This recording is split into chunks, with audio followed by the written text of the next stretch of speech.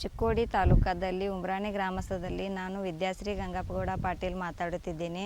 ನಾವು ಈ ಜನಾವರ ಹೊರಗೆ ಕಟ್ತಿದ್ದು, ಅದರಿಂದ ಮಳೆ ಗಾಳಿ ಹಾವು ನಾಯಿ ಇದರಿಂದ ಭಾಳಷ್ಟು ನಾವು ತೊಂದರೆ ಅನುಭವಿಸ್ತಿದ್ದೇವೆ.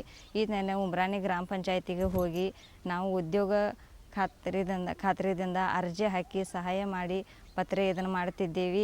ಇದರಿಂದ ನಾವು ಜಾನುವಾರುಗಳ ಹಾಲು ಈಗ ಡೈರೆಗೆ ಹಾಕಿ ತಿಂಗಳ 10,000 ರೂಪಾಯಿ ನಾವು ಲಾಭ ಪಡಿತಿದ್ದೇವೆ. ನಮ್ಮ ಹಾಗೆ ಇನ್ನೊಬ್ಬರು ರೈತರು ಹೀಗೆ ಪಂಚಾಯತಿ ಹೋಗಿ ಮಾಡಿ ಸಹಾಯ ಪಡ್ಕೋಬೇಕು.